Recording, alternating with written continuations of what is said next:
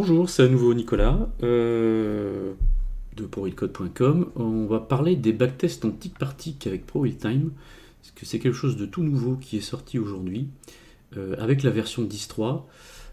Donc je vais vous présenter ça, c'est vraiment quelque chose qu'on attendait tous, c'est-à-dire qu'on va pouvoir enfin tester à l'intérieur d'une barre si notre stop loss a été tapé avant le take profit, c'est-à-dire qu'on aura plus forcément ce genre de courbe de gain faramineuse mais aussi un petit peu irréaliste, dans le sens où c'était toujours le take profit qui était testé avant le stop loss. Donc là j'ai fait une petite stratégie toute simple basée sur les VWAP, sur le futur DAX, sur le futur mini DAX, donc sur la version 10.3 bêta de ProRealTime.com. Donc j'ai induit un trading stop de 10 points dans la stratégie.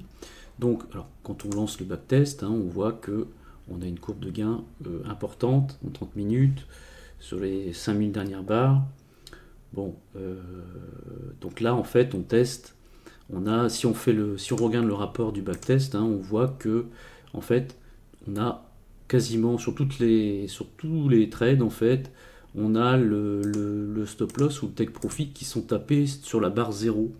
Et c'est là où le bas blesse, c'est-à-dire que comme on ne teste le prix qu'une seule fois par barre, on ne savait pas à l'intérieur de la barre ce qui s'était passé. Donc aujourd'hui, ça c'est l'histoire ancienne, c'est-à-dire que maintenant, dans l'interface ProBacktest, on a le petit bouton ici qui s'appelle ProBacktest in Tick by Tick Mode. Alors, donc là on nous explique un petit peu avec la petite bulle d'aide à côté comment ça se passe, que les backtests maintenant sont effectués en tick par tick, et donc ça laisse au système déterminer la séquence d'exécution si plusieurs ordres sont tapés,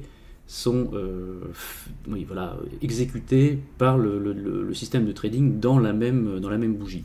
Alors on va tester la même stratégie toujours avec notre trading stop à 10 points en tick par tick, on va voir ce qui se passe.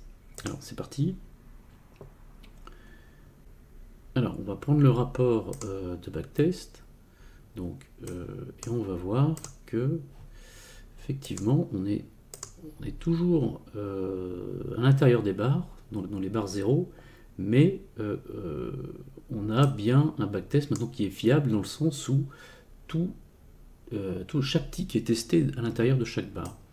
Donc, alors on passe d'un résultat d'une stratégie incroyable à quelque chose de moins bon, mais certes beaucoup plus fiable. Alors, quelque chose dont je voulais parler aussi, c'est quelque chose de très intéressant, c'est lorsque l'on fait des optimisations. Vous allez voir que les rapports d'optimisation ont un petit peu changé également, puisqu'ils vont nous donner des informations sur le nombre d'occurrences où il peut y avoir des problèmes en mode tick par tick. Alors, on va décocher le mode tick par tick dans les ProBacktest. On va induire une variable d'optimisation pour déterminer le meilleur trading stop, par exemple. Donc on va mettre une variable qui s'appelle P. Donc on va l'introduire dans le système. Donc P, donc on va commencer.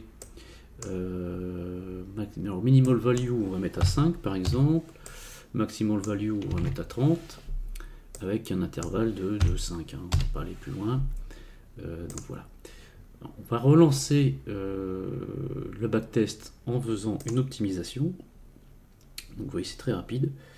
Et là, ce qui se passe, c'est que ProBacktest, le rapport d'optimisation nous donne le nombre d'occurrences où on a un problème avec le mode tick par tick. C'est-à-dire que par exemple ici on a 406 trades et on a 381 trades où il y a une levée de doute à faire en fait sur le trade en question, dans le sens où si on ne fait pas le test en backtest tick par tick, eh bien on va devant un problème, dans le sens où on a quand même 380 trades où il y a un problème où le prix n'a pas été correctement testé à l'intérieur de la barre. Donc ce qui fait que là on voit bien effectivement que on a une courbe toujours absolument faramineuse, dans le sens où les prix n'ont pas été testés correctement. Donc on va prendre cette valeur 5 On va supprimer les variables d'optimisation et on va voir ce qui se passe en mode tick par tick maintenant que l'on sait que il y a 381 problèmes détectés avec un trailing stop à 5 points. Donc on va voir ce qui se passe. Voilà, donc on a le rapport qui est sorti. Donc on voit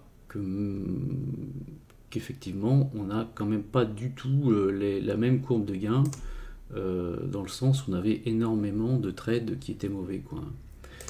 Alors après, ce qui se passe aussi, ce que l'on peut voir, c'est que si on augmente le nombre d'unités, le nombre de barres testées, on va se rendre compte que en mode tick par tick, il est possible que, voilà, ce qui se passe, c'est que on n'a pas assez d'historique.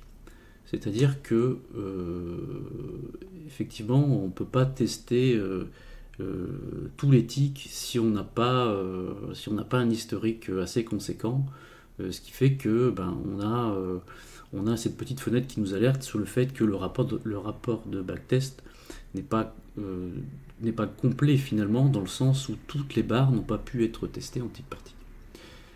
Donc voilà, c'était les débuts, on va tester ça encore, on en parle sur le forum, donc on peut se retrouver là-bas et puis aussi dans une autre vidéo. Voilà, bientôt.